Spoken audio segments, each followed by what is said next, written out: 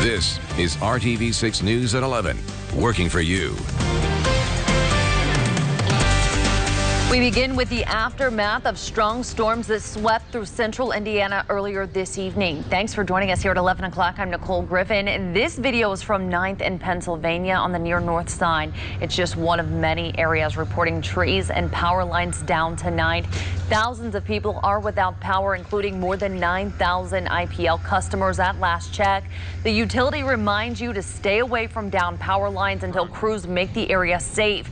Now let's get over to Storm Team 6 meteorologist Kyle Mounts to see if there's more severe weather coming our way. Kyle. Yeah, Nicole, that first round of thunderstorms that moved through had some strong winds and also several reports of hail. Well, now look at this. We've got another complex of thunderstorms already knocking on our door here, moving through Illinois. Now, it is expected to weaken a little bit as it moves into the areas where we had those thunderstorms earlier, but it's still diving off to the south and east around 45 miles per hour with some strong wind gusts. And you can see that will put it in toward the Crawfordsville area here a little bit after midnight, and it will continue to move toward Frankfort from there. As we look at TrueCast here as we go through the overnight, you can see that complex of thunderstorms moving through, especially central and southern locations. By 3 a.m., we've got a weakening complex of thunderstorms moving through, and at 7 o'clock tomorrow morning, left with some scattered showers across central Indiana. As far as the storm threat, again, still could have some gusty winds. We have had this area kind of chipped away a little bit toward the south and west, but still that slight risk for areas around Sullivan into the Bloomington area. We'll talk more about what we'll expect for our Sunday forecast in just a few minutes. Kyle, thank you. A caravan of solidarity made its way through downtown today. The event was held in response against a change that could deny transgender students admission to at least 60 Indy Catholic schools. Troy Washington is working for you, finding out the message those that organized the event are hoping to share. Religion is built on love and acceptance, and if we're going to say that, we have to embrace all of it. Catholic schools in the 39 central and southern Indiana counties that make up the Archdiocese of Indianapolis could deny enrollment to transgender students. The places that they should feel the most comfortable is in their homes, in their schools, and if they belong to a church, in their church. That's where they should feel the most comfortable, and the Catholic Church is making sure that they're not comfortable and not welcomed in both their school and in the church. And, you know, if they don't have the support from their family to come out and transition, if they do, fantastic. But when you don't have any of those, I mean, there's just such an impact that a policy like this will have on them for the rest of their lives. For Shelley Fitzgerald, standing up for LGBTQ rights is nothing new. In fact, that's how Shelley's voice got its start. Started a couple of years ago when I was released from my job as a counselor at Roncalli High School. The Archdiocese began making policies that impacted the LGBTQ community. But now she says she's noticing a pattern that must be stopped. We want to make certain that these policies don't continue to climb, that they don't continue putting out people out of the church and out of their schools who they don't want to be a part of it. They receive taxpayer money. Now they've received federal money from the PPP loans, and they don't have to play the same game as everybody. They get to choose who comes in when everybody else has to, gets to accept whoever comes in. With horns blowing and flags flying, these drivers express their disapproval of the changes, saying it's discrimination and it doesn't line up with Catholic values. We knew that we had to do something. We had to do something for the kids who feel the most vulnerable in our community. We love them, we support them, and we're going to stand with them. This caravan is just one way the community is making sure their voices are heard. Working for you in downtown, Troy Washington, RTV6. Troy, thank you. And we do have the full statement right now from the Archdiocese of Indianapolis in this story on the RTV6 News app. I know that it was a careless mistake, and I beg for you to please come forward. All you have to do is come forward instead of hiding away. Tonight, the mother of a 16-year-old who was killed by a stray bullet in May is continuing to fight to get justice for her daughter, and she is not alone in that fight. Family members of Naya Cope joined community members and other grieving families today at 38th and Arlington for a prayer ride and balloon release. Naya was killed after her mother says a bullet went through the trunk of their car as they were driving near 38th and Arlington, where there was a large gathering in a parking lot in May. Meanwhile, the ride today was also to benefit the family of 8-year-old Roderick Payne Jr., who was eating dinner at his home on North Tacoma Avenue when a stray bullet killed him back in March. Both families want the people responsible for the deaths of these 2 young lives arrested. We're celebrating her. We want justice. We want to keep light on this story. We need justice. We need closure. And I pray and wish for someone to come forward so I don't have to keep fighting this. I don't have much fight left in me, but I will continue to fight. One way or the other, man, justice is going to be served, man. You know, the innocent kids keep falling and dying and getting shot. Houses keep being shot up. It's just ludicrous, man. We got to stop this, y'all. We got to come together. Well, if you have any information about either one of these cases tonight, contact Crime Stoppers at 317-262-TIPS. A violent and deadly weekend so far across the Circle City. At least 9 people have been shot since Friday afternoon, 3 of them fatally wounded. Metro Police say 2 men died early this morning in the 2400 block of North Sheridan Avenue. Another man was injured. No word yet on a suspect or motive in this case. And another deadly shooting early this morning claimed 1 life. It happened on the northeast side near 38th and Post. The male victim died at that scene, and police have not released any more information. On the west side, leaders are trying to address what is being called dangerous conditions at the Indiana Women's Prison. Representative Carly Macer, Senator J.D. Ford, and former prisoners say conditions inside the prison are dangerous and they need to be improved. They outlined concerns about sanitary conditions, cells being too small for the amount of people inside, and a lack of air conditioning inside many of the buildings. They say there are 4 women in a cell and there is only 1 outlet where they can plug in a personal fan that they can purchase. They also say because of COVID-19 restrictions, inmates are unable to leave their cells as often to use the restroom. I know what it's like to sit in one of those cells in the middle of the heat and not be able to remove any clothing and not have multiple outlets to share a fan for each of the women who are crowded into these tiny cells that were meant to hold 1 person, but sometimes hold as much to 2 to 4. We are still waiting on a response from the Indiana Department of Correction for a response about these claims and what's being done tonight to address them. A demonstration at the Keystone Fashion Mall today aimed to shed light on the ongoing issues of police brutality and what demonstrators are calling unsafe conditions for those working in retail during the pandemic. About 30 people with the We Coalition through the Serving Up Justice Institute took part in a peaceful, silent sit-in today. They were there in solidarity with mall employees who also walked out of work. The group says racial injustice is deeply systemic, and they say extra security was present there at the mall today, but the mall did allow them to have their demonstration without interruption. Now to our continuing coverage of the COVID-19 pandemic and its impact on Indiana. The state health department reports 9 more deaths. 2,563 Hoosiers have now died from the coronavirus. More than 51,000 Hoosiers have tested positive for the virus. More than 558,000 people have been tested in Indiana, with 9.2% testing positive. New at 11 for the first time since March 11th, a sporting event was played tonight in front of fans in downtown Indianapolis. Indy 11 resumed their season tonight against St. Louis FC with a limited amount of fans allowed inside Lucas Oil Stadium.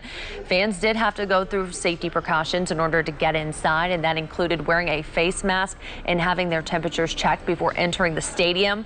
But once inside, social distancing guidelines were in place and other safety steps like using a credit or debit card only to purchase food or merchandise. We talked to fans about how they were feeling ahead of tonight's match. Cannot wait. We've been waiting for this, so excited. It's amazing. I mean, I've missed it so much. We've obviously missed it. It's been great to keep up with the guys on social media, but to finally be back in the building and safe and just be able to see the game again is great. They've really thought it through. They care about the fans and they've really thought it through. I'm really pleased that they did what they did to get us all in here to be able to see the players play and watch this game, because we love us some soccer. And these fans got to see a win tonight. Indy 11 won 2-0. The Children's Museum of Indianapolis is now open to the general public. Of course, there are enhanced safety precautions in place. Social distancing and masks are required. Kids under 2 do not have to wear a mask. Advance tickets are required for all visitors. Every exhibit will be closed for cleaning for 30 minutes several times a day. And if you're not feeling well, you are asked to just stay home. Tickets will be exchanged in those cases. An update now on plans to create a tiny house village for people transitioning out of homelessness on the west side. Leaders are holding public meetings this week and are making a few changes to their plans. After meetings with people who live in the surrounding neighborhoods and city planners, Circle City Villages will now be a smaller community than it was originally proposed. Instead of 28 tiny houses, they are now proposing 18.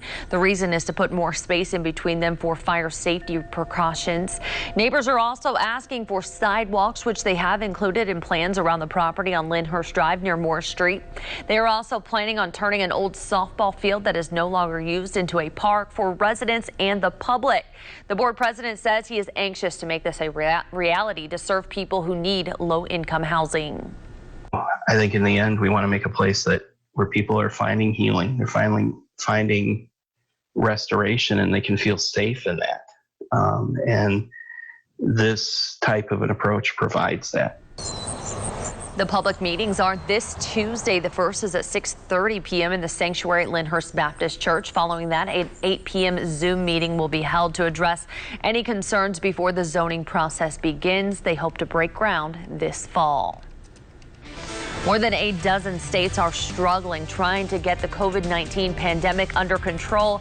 Coming up next, the alarming new number showing just how tough that battle is going to be. Streaming on the RTV6 Facebook page. This is RTV6 News at 11, working for you. Cases of COVID-19 continue to rise in at least 17 states. In Arizona, more than 24 hospital ICUs are at capacity. And in Texas, after originally resisting a mask mandate, Governor Abbott now ordering masks statewide. Here's ABC's Alex Perche with the details. The number of new COVID-19 cases continues to rise across the country. More than 134,000 deaths reported in the U.S. 17 states are seeing an increase in COVID-19 deaths, with 30 reporting a rise in hospitalizations. And new data from the CDC shows the death toll for Hispanics and non-whites under 65 is more than twice as high as whites in the same age group. 10,360 new cases reported today in Florida. The governor there working on getting stockpiles of the drug remdesivir. New York sending a day's supply to the Sunshine State. I work with the vice president and I work with Secretary Azar to get that expedited so that there wouldn't be a gap in treatment. And Disney, the parent company of ABC, beginning a phased reopening of its theme parks in Orlando today with new safety protocols in place, including limited capacity, enhanced cleaning, and mask requirements for everyone. An internal FEMA memo obtained by ABC News says 26 of Arizona's ICUs are at capacity, 13 hospitals experiencing staff shortages. These patients are sicker than patients that we've seen, and they're sicker in a different way. The demand for testing is growing. A new appointment-only testing site in Tucson says its first week of tests were booked in 10 minutes. In California, tents were set up in El Centro to handle the increase in patients. Refrigerated trucks brought in to store bodies. Ohio's Governor Mike DeWine is not planning on a statewide mask mandate, but did order masks for several counties, which led to some protests. This really is a fight for our freedom and a fight for our rights here in the USA. An Army medical task force is headed to Houston as hospitals fill up. Masks now required statewide in Texas. The only way that we can keep our businesses open, the only way that we can have people continue to have a job they need to pay their bills is for everybody to adopt this practice of wearing a face mask. A 30-year-old San Antonio man died after attending a so-called COVID-19 party, a trend where young people intentionally gather with someone who's infected. He thought the disease was a hoax. He thought he was young and he was invincible and wouldn't get affected. President Trump wearing a mask for the first time in public while visiting Walter Reed today. Alex Perche, ABC News, Washington. All right, some more scenes from the storms earlier this afternoon and this evening. This one coming in from Clinton County near Rossville. And you can see here, top of this house, the roof pretty much gone with some of those straight line winds that we had. Thanks to Brandon for sending in that photo earlier. And you can see those damage reports. It was more in the way of wind across northwestern Indiana and then more hail as those storms moved through the Indianapolis region. And now, yeah, are you ready for the next round? Probably not, but we've got it. We've got actually thunderstorm warnings lined up here just on the Illinois side of the line. We do have Benton County until 12:15 in the morning there for some 60-mile-per-hour wind gusts possible. Lots of lightning with this line of thunderstorms as well. As we track it toward the south and east around 45 miles per hour, there you can see it getting into Vetersburg here a little before midnight and just after midnight into the Rockville area. So we will be watching this through the overnight hours for you. Here's a look at TrueCast 2 a.m. You see those showers and thunderstorms. Again, we do expect them to weaken a little bit as they progress east across the state, so a little less of a threat as they move toward Greensburg into Richmond and Connorsville during the early morning hours of Sunday. But you want to make sure you've got the Storm Shield app if you are especially getting ready to head to bed here. Any warnings that are issued will be sent right to your phone there for some of those gusty winds. Temperatures, they're in the upper 60s most spots. Muncie, you're at 70 degrees. It's 69 though in the Greenwood area, and tonight temperatures are going to pretty much hold where they are. 67 with those scattered showers and storms moving through. And the Sunday forecast is going to have more wet weather in it. We'll have occasional rain and a few thunderstorms. I think we start off the day with a few showers, and then as we get into the heating of the afternoon, we'll see a few more of those building once again, and that keeps our temperatures in check, only getting into the lower 80s for that afternoon high. TrueCast 8 o'clock tomorrow morning shows that the activity is fairly spotty, but there we go into the early afternoon, and we see a few more of those thunderstorms, possibly some of those, especially over the southeastern portion of the state, could have some gusty winds, maybe some hail like we had earlier today, but then we'll start to see those moving out of here and things will quiet down for a couple of days. We mentioned temperatures, though, will be cooler because of the clouds and rain chances throughout the day. It would actually be our coolest day so far here in the month of July. 82 in Indianapolis and Columbus, 81 for you in the Richmond area. And as we look at that temperature trend, it is going to get hot once again as we go toward the middle of the week. We're approaching 90 degrees. Put it all together for you in the 7-day planning forecast, and there are those highs in the 80s through Tuesday. Monday and Tuesday should be a fairly quiet and dry day of weather for us, but then we're back into that daily chance for showers and a few thunderstorms here Wednesday, Thursday, and Friday. And that's where we also get those highs back into the lower 90s Wednesday and Friday and even into next weekend. We'll be right back here on the news at 11. Credible, connected, working for you. No more delays. The federal government postponed the tax filing deadline to Wednesday, July 15th amidst lockdowns across the country.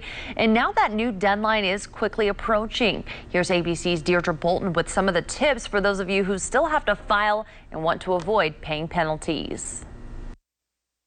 The pandemic is changing every part of American life, including when taxes are due. This is a tax season like no other. Usually, April 15th is the deadline, but this year the government gave taxpayers more time. The extension to July 15 was an automatic extension that came out of the CARES Act. Every taxpayer got it. They did not have to file for it. Filing requires extra awareness. H&R Block offices are following social distancing protocols and deep cleaning so people can feel safe going into the office. But if they don't, there's the ability to do it virtually. If you need more time, you can file for an extension, and your new filing date is October 15th. But there are steep penalties if you forget to request an extension before Wednesday. The failure to file penalty is 10 times higher than the failure to pay penalties. Here are 3 ways to extend. Go to www.irs.gov and click on the tab that says File for an extension. Download Form 4868 and mail it to the IRS before midnight on July 15th. Call your tax preparer and ask him or her to file an extension for you.